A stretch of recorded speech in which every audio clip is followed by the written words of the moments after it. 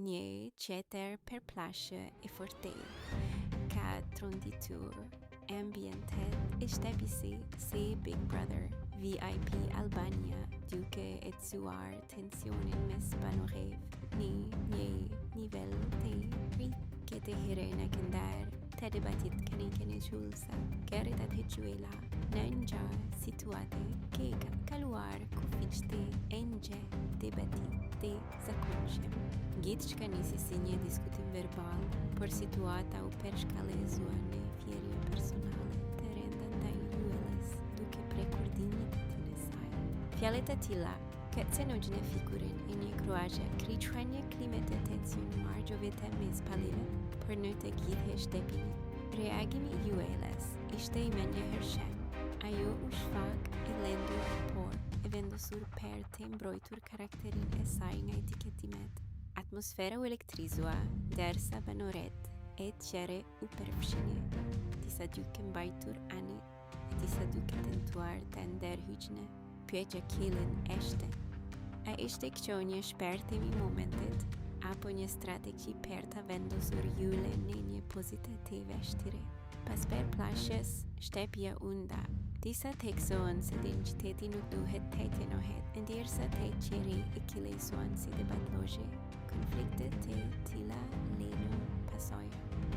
Besimi transitet të taro ndërve prim në më pashim bart ngarkesen e asaj që ndodhi. Izolimi, depresioni i vazhdueshëm krijojnë një terren emocional të vrishtë, ku fjalët shpesh dalin pa filtra e bëhen të dëmshme. Kjo mund të jetë pasojë e akumulimit të tensioneve të mëparshme. Rivalitetet e fshehura shpërthejnë në një moment të vetëm. Në këtë format, çdo konflikt ka dimension strategjik. Një përplasje e fortë mund të ndryshojë krejtësisht narrativin e sezonit. Publiku reagon ndaj padrejtësive. Një viktime e fjergjeve mund të fitojë mbështetje, ndërsa agresori përballem kritika. A do të ketë pasoja disiplinore nga produksioni? A do të kërkohet një ngjese publike për fjalët e rënda të përdorura? Ekziston një vigje që ndan dramen nga degradimi, kur preket identiteti. Logja rrezikon të kthehet arenë sulmesh personal.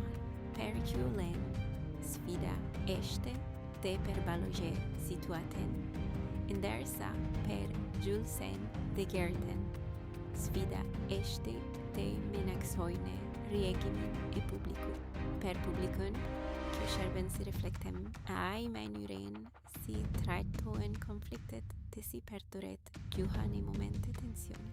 Në fund, situatat të tilla janë prova karakteri. Shtëpia hyn në një fazë me të ndjeshme, ku askush nuk ndihet plotësisht i sigurt. Ky episod do të mbetet gjatë në memorinë e këtij sezoni, duke lënë pas një debat temat brenda të 6 shtëpisë. Ndikni zhvillimet me ne.